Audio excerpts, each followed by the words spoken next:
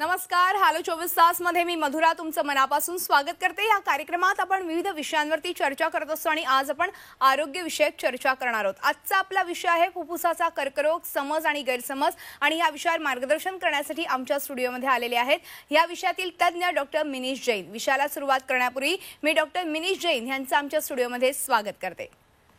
नमस्कार डॉक्टर. नमस्कार.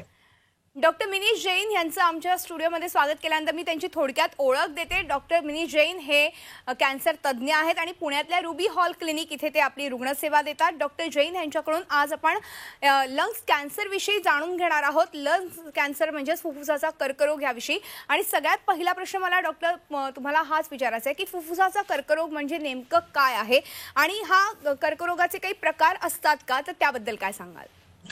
फुफ्फुसाचा कॅन्सर, फुफ्फुस म्हणजे एक स्पॉन्जी ऑर्गन आहे आपल्या शरीरातलं, जे आपल्या छातीत असतं. दोन्ही बाजूला दोन त्याचे लोब्स आहेत आणि त्याच्यातनं आपण ऑक्सिजन घेतो आणि कार्बन डायऑक्साईड त्याच्यातनं फिल्टर करून बाहेर काढत असतो. तर जेव्हा कॅन्सर हा या ऑर्गन मध्ये तयार होतो तर त्याला फुफ्फुसाचा कॅन्सर म्हणतो. आता याला दोन प्रकारचे फुफ्फुसाचे कॅन्सर असतात मुख्य, म्हणजे नॉन स्मॉल सेल आणि small cell. Non small cell हे 80% जे त्याच्यात कॅटेगरीत असतात आणि 20% लोकांचा स्मॉल सेल असतो. जनरली स्मॉल सेल कॅन्सर हा स्मोकर्स मध्येच होतो. नॉन स्मॉल सेल कॅन्सर हा पहिले 85% लोकांमध्ये स्मोकर्स मध्ये व्हायचा, पण आता एअर पोल्युशन आणि बरेच काही वाढलंय जे आपण डिस्कस करू, त्याच्यामुळे तो कॅन्सरचं प्रमाण नॉन स्मोकर्स मध्ये व्हायला लागलेलं आहे. आणि कसं आहे की हे दोन मुख्य टाईप आहेत त्याच्यात. बरं, आता तुम्ही म्हणालात की दोन मुख्य प्रकार आहेत. ते म्हणजे दोन मुख्य प्रकार असल्यावरती याचा नेमका काय परिणाम शरीरावरती होतो, फुफ्फुसावरती होतो?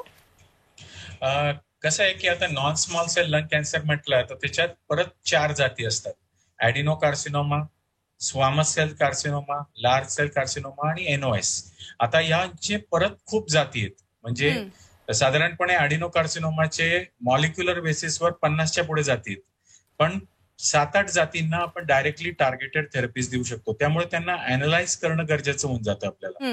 आणि हे ब्रेकअप केलं ना की टार्गेटेड थेरपीज म्हणजे प्रत्येकाला आता किमोथेरपी दिली जात नाही. आता सपोजिंग कोणी फिमेल आहे, एशियन आहे, नॉन स्मोकर आहे, ॲडिनो कार्सिनोमा आहे आणि EGFR पॉझिटिव्ह आहे, तर तुम्ही त्याला किमोथेरपी न देता डायरेक्टली टॅबलेट्सवर ठेवतात. तर असं किमोथेरपीज द्यावी लागेल असा प्रकार आता लंग कॅन्सरमध्ये राहिलेला नाही. तर तुम्हाला त्याची जी सब टाईप आहे, जात आहे त्याची आजाराची, एकदम अति खोलावर जाऊन आपण त्या जातीला शोधून त्यांच्या कॅटेगरायझेशन करून ड्रग्स देत असतो. त्यामुळे हे सेपरेट आउट करणं गरजेचं होऊन जातं. अर्थातच आता तुम्ही म्हणालात जसं की प्रत्येकाच्या गरजेनुसार आपण ह्यावरती ट्रीटमेंट करू शकतो, त्याविषयी मला जाणून घ्यायचंय. खरं तर फुफ्फुसाचा कर्करोग म्हटल्यावरती थोडंसं एक प्रकारचं टेन्शन येतं, कारण की हा कर्करोग बरा होणारच नाही असं एकीकाळी असं म्हटलं जायचं. मात्र फुफ्फुसाचा कर्करोग आता बरा होऊ शकतो. अत्याधुनिक उपचार पद्धती आपल्याकडे तर उपलब्ध आहेतच आणि त्याचबरोबर काही लक्षणं आढळल्यावर तर आपण ताबडतोब ह्या सगळ्या ज्या ट्रीटमेंटकडे वळलो तर नक्कीच त्याचा फायदा होऊ शकतो का, त्याबद्दल काय सांगाल? जनरली फुफ्फुसाचा कॅन्सर लेस दॅन 25%, 25% पेक्षा कमी लोकांमध्ये तो पहिल्या स्टेजमध्ये सापडतो आणि हे अमेरिकेचे फिगर्स आहेत. जनरली तो स्टेज 3A, 3B किंवा 4 मध्ये सापडतो, ज्याचं आउटकम 5 वर्षात फक्त 10% लोक त्याच्यात जगतात या स्टेजेस मध्ये. लेट डायग्नोसिस का होतं? कारण अर्ली जो लंग कॅन्सर आहे तो असिम्प्टोमॅटिक असतो. बरोबर आहे. आणि जे हेवी स्मोकर्स असतात त्यांना वाटतं मला तर काही होणारच नाही, त्यामुळे ते कधी तपासणी करून घेत नाही. सगळ्यांच्या तपासण्या करणं आपल्याला शक्य होत नाही.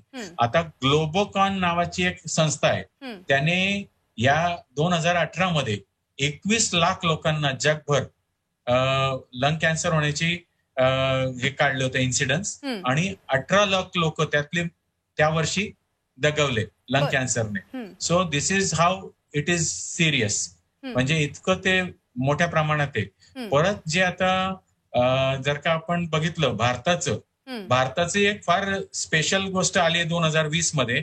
साधारणपणे 7.1 लाख म्हणजे 7,10,000 लोकांना फिमेल्स मध्ये कॅन्सर होणारे यावर्षी इन्सिडन्स प्रोजेक्टेड आहे. आणि 6.8 लॅक्स म्हणजे 6,80,000 लोकांना पुरुषांमध्ये होणार आहे. म्हणजे females are ahead of males in cancer right now in India 2020च्या प्रोजेक्शन प्रमाणे.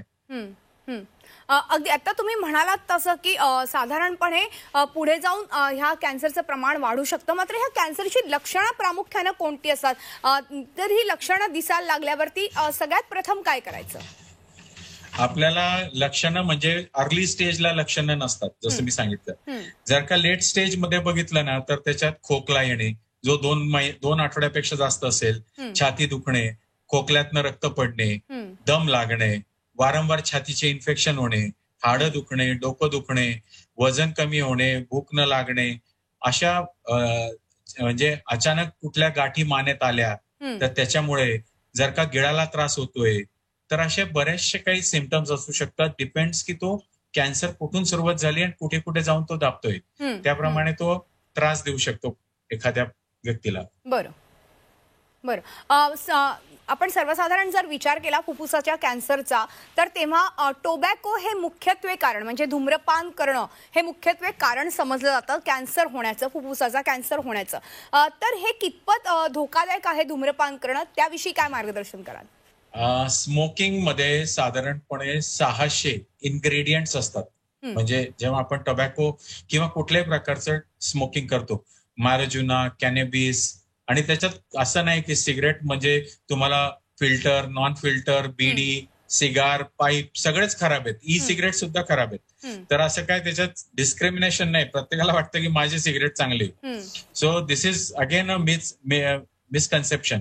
आणि काय असतं, 600 इन्ग्रेडियंट आहे, 7000 त्याच्यात केमिकल्स आहेत आणि जवळजवळ 70 कार्सिनोजेन्स आहेत. आता 70 कार्सिनोजेन्स असताना जेव्हा आपण शरीरात घेतो, तर पहिल्या सिगरेट पासूनच आपल्या शरीराला आपण इजा द्यायला सुरुवात करतोय. सुरुवातीला फुफ्फुस स्वतःला रिपेअर करत जातो, पण वारंवार जर का आपण त्याला इरिटेट केलं तर ते रिपेअर मेकॅनिझम्स फेल होतात आणि मग इव्हेंच्युअली तो कॅन्सर मध्ये जातो. आता जर का कोणी व्यक्ती 25 सिगरेट पित असेल तर त्याची साधारणपणे 25 पटीने कॅन्सर होण्याची रिस्क वाढलेली असते.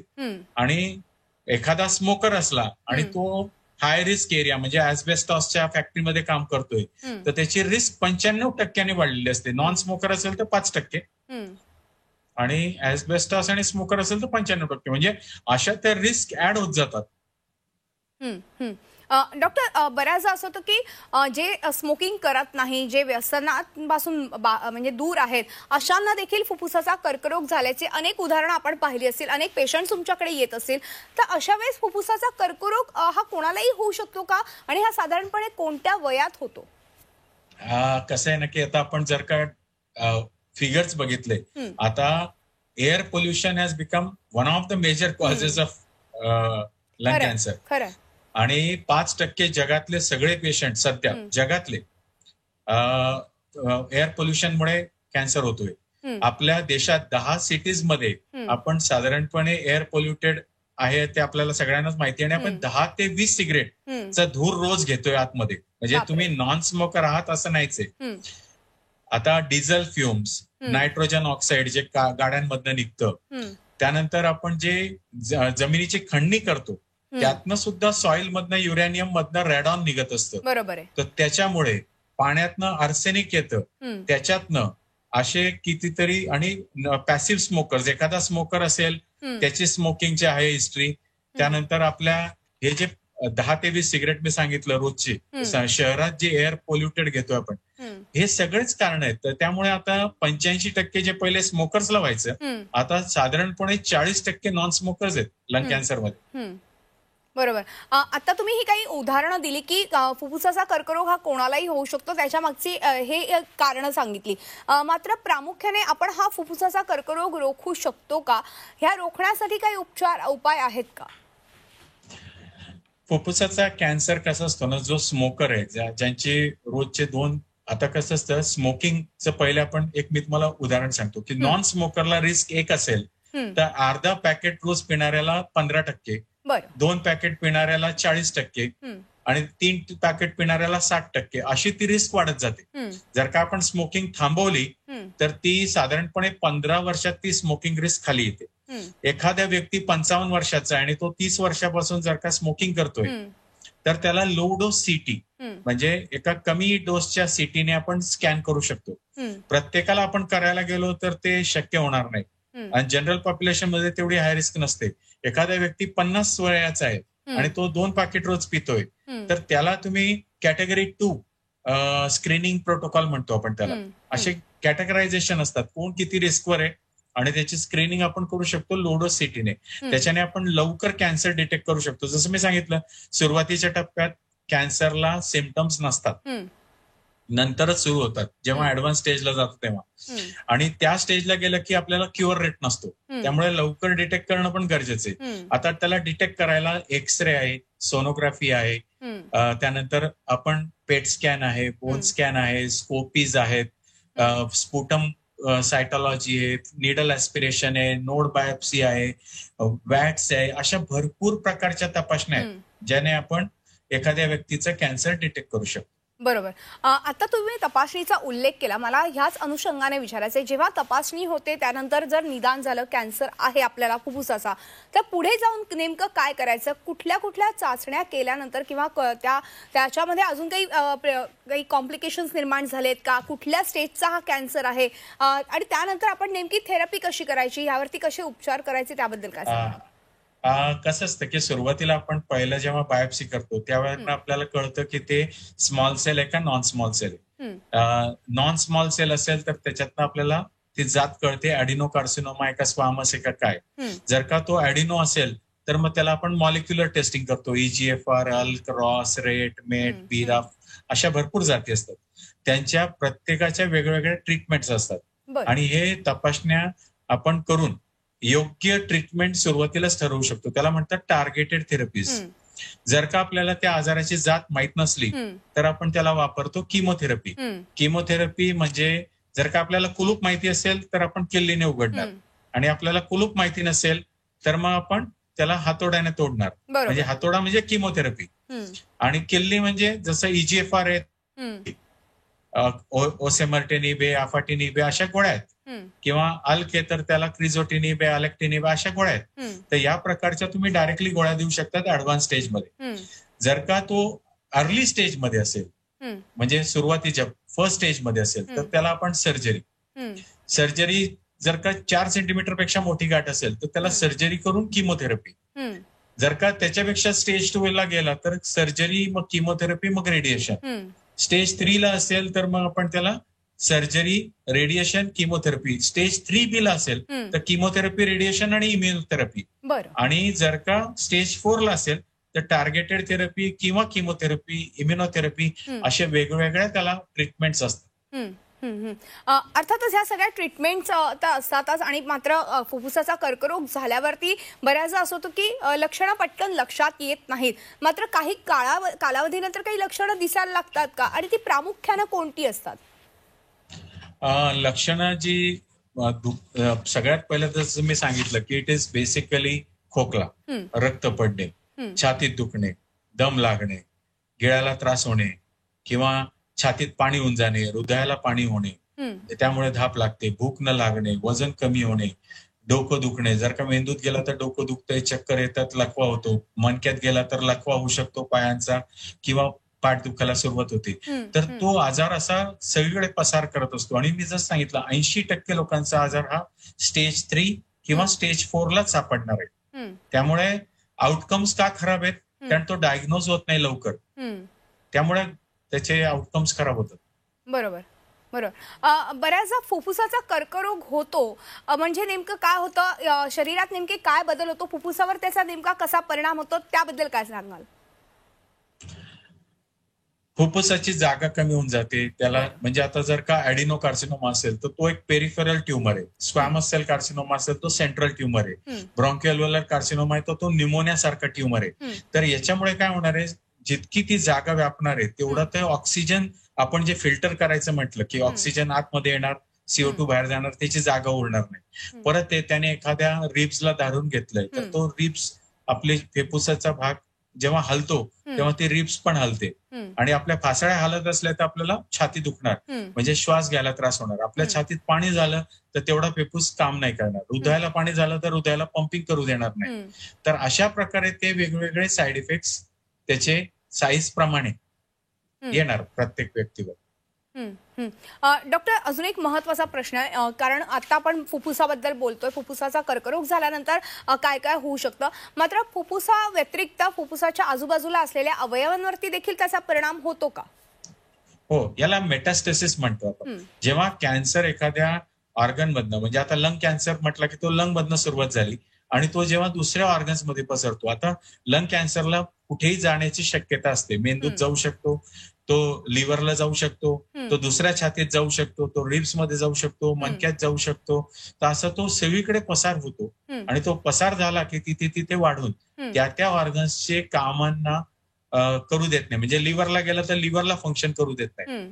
त्यामुळे लिव्हर फेल्युअर मध्ये जातो. मग पचनक्रिया मंदावते आपली, जॉन्डिस होऊ शकतो, वजन कमी होतं, असं ते सगळं त्रास देऊ शकतो. बरोबर. म्हणजे फुफ्फुसाचा कर्करोग झाल्यावरती इतरही अवयवांवरती हळूहळू का होईना पण परिणाम व्हायला लागतात. म्हणून त्याची लक्षणं किंवा लवकरात लवकर निदान झालं तर नक्कीच त्याचा फायदा त्या पेशंटला होऊ शकतो.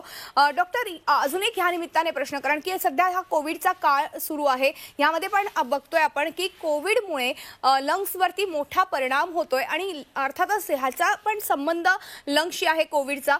तर ह्याचा आणि काही त्रास होतो का अशा पेशंटला, फुफ्फुसा कर्करोग असलेल्या पेशंटला कोविड खास करून? कसं आहे की कोविडमुळे पण खोकला, दम लागणे आणि तेच सगळे सिम्पटम्स आहेत. त्यामुळे एखाद्याला लंग कॅन्सर असेल असा आपण विचारच करत नाही. आज कोणालाही खोकला आला, दम आला तर आपण त्याला पहिले कॅन्सर आहे असा विचार करणार नाही, कोविड आहे असा विचार करू. त्यामुळे कॅन्सरचे निदान डिले होतात. आणि आपण जसं म्हटलं की लवकर जर का कॅन्सर डायग्नोज झाला तर तो क्युरेबल असतो, लेट स्टेजला गेला तर तो क्युरेबल नसतो. तर डिले होण्याची शक्यता वाढलेली आहे जगभर. आणि आता MSKCC मध्ये एक स्टडी झाली होती ज्यात 102 पेशंट्सला त्यांनी बघितलं की ज्यांना कोविड आहे. तर अशातले साधारणपणे 11% लोक वाचवता आले नाही. जे हॉस्पिटलाइज झाले 62% लोक, त्यातले 25% लोक वाचवता आले नाही. आणि जे ICU मध्ये गेले त्यातले 72% लोकांना वाचवता आलं नाही. म्हणजे इफ यू आर स्मोकर किंवा तुम्हाला COPD आहे, तुम्हाला कोविड आहे आणि तुम्हाला लंग कॅन्सर आहे, तर तुमची वाचण्याची शक्यता कमी होणार आहे. तर जर का तुम्ही फिट आहात, तुम्हाला स्मोकिंगची सवय नाही, तुम्हाला COPD नाही, तुम्हाला लंग कॅन्सर नसला तर तुम्ही कोविड मधनं लवकर बाहेर याल. पण तुम्हाला हे सगळे घटक आहेत तर तुमची वाचण्याची शक्यता कमी होणार आहे, तुमची निदानाची त्रास होणार आहे. तुम्हाला ट्रीटमेंट देताना जे आपण किमोथेरपी देतो किंवा टार्गेटेड थेरपी देतो त्याची पण थांबवावी लागते. कारण ते दोन्ही ऍट अ टाइम करता येणं कठीण होऊन जातं बऱ्याच वेळेला. बरोबर. म्हणजे थोडक्यात फुफ्फुसाचा कर्करोग झाला तर कोविडच्या पेशंटसाठी देखील ते तितकंच धोकादायक आहे असं म्हणायला हरकत नाहीये. डॉक्टर, वेळ संपल्यामुळे आज आपल्याला इथेच थांबावं लागते, मात्र तुम्ही आलात आणि खूप छान आणि मोलाचं मार्गदर्शन या कॅन्सर विषयी केलं, त्याबद्दल मनपूर्वक आभार. थँक्यू, धन्यवाद. आणि यानंतर हॅलो 24 तास या आमच्या खास कार्यक्रमात आज आपण इथेच थांबतो. तुम्ही पाहत राहा आमचा खास कार्यक्रम हॅलो 24 तास.